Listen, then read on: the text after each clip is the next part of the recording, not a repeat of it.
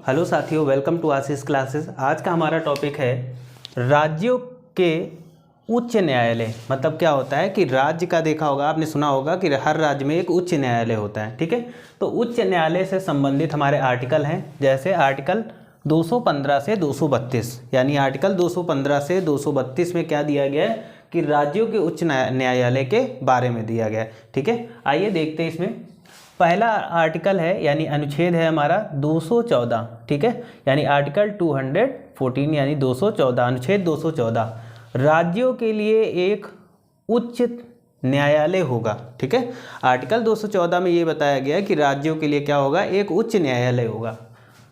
Article आ जाता है 215, इसमें बताया गया है कि उच्च न्यायालय का अभिलेख न्यायालय होना। ठीक है, आर्टिकल 215 में बताया गया कि उच्च न्यायालय का अभिलेख न्यायालय होना। ठीक है, आगे देखो आर्टिकल 216 में क्या बताया गया कि उच्च न्यायालयों का गठन। ठीक है, आर्टिकल 216 में बताया गया कि उच्च न्यायालयों का गठन कैसे होगा। ठीक है, आगे देखते हैं नेक्स्ट आर्टिकल 217, उच्च न्यायालय के न्यायाधीश की नियुक्ति व शर्तें। ठीक है, तो आर्टिकल 217 में बताया गया है कि उच्च न्यायालय के न्यायाधीश और उनकी नियुक्ति व उनकी जो शर्तें होंगी उसके बारे में बताया गया है। आर्टिकल 218 में बताया गया कि उच्चतम न्यायालय से संबंधित कुछ उपबंधों का उच्च न्यायालय पर लागू होना। ठीक है, ये थोड़ा सा इम्पोर्टेंट हो जाता है। मतलब क्या होता है, कुछ ऐसी शक्तियां होती हैं जो उच्चतम न्यायालय की उच्च न्यायालय पर लागू होती हैं। ये किस में बताया गया, ये बताया गया आर्टिकल 218 में।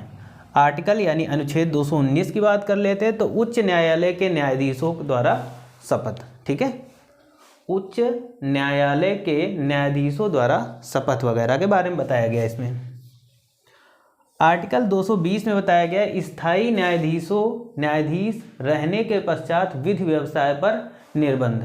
ठीक है, क्या बताया गया, स्थायी। मतलब इसमें ये बताया गया आर्टिकल 220 में कि अगर कोई न्यायाधीश अपने पद पर है तो उस पर कौन कौन से व्यवसाय निर्बंधन लगेंगे। ठीक है, आर्टिकल 221 में बताया गया है कि न्यायाधीशों के वेतन आदि, यानी न्यायाधीशों को कितना वेतन मिलेगा, कैसे क्या क्या उसको भत्ते मिलेंगे, तो ये सारी चीज़ें बताई गई हैं हमारे आर्टिकल 221 में।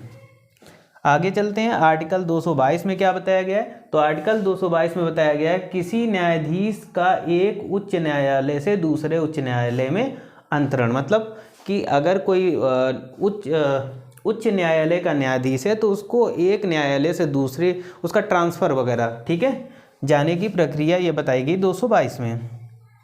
आर्टिकल 223 पढ़ते हैं, कार्यकारी मुख्य न्यायमूर्ति की नियुक्ति। मतलब क्या, जैसे न्यायालय होता है तो उसमें एक मुख्य न्यायाधीश होता है। ठीक है, तो वही बताया गया आर्टिकल 23 में, कार्यकारी मुख्य न्यायमूर्ति की नियुक्ति। आगे देख लेते हैं, आर्टिकल 224 में क्या बताया गया, अपर और कार्यकारी न्यायाधीश की नियुक्ति। ठीक है, आर्टिकल 224 में बताया गया अपर और कार्यकारी न्यायाधीश की नियुक्ति।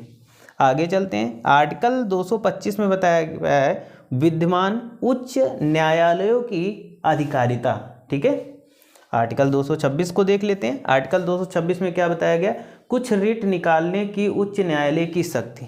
मतलब कुछ रिट निकालने की, वैसे रिट निकालने की शक्ति क्या होती, सुप्रीम कोर्ट में होती, सर्वोच्च न्यायालय में होती, लेकिन कुछ रिट निकालने की जो शक्ति है वो आर्टिकल 226 के तहत होती है उच्च न्यायालय के पास। आर्टिकल 231 में बताया गया कि दो या एक ही राज्य के लिए एक ही उच्च न्यायालय की स्थापना। मतलब क्या होता है कि जैसे मान लेते हैं दो राज्यों के लिए, दो राज्य हैं, उनका एक मतलब एक उच्च न्यायालय हो सकता है, या फिर हर राज्य का अलग अलग उच्च न्यायालय हो सकता है। ये बताया गया है आर्टिकल हमारे 231 में।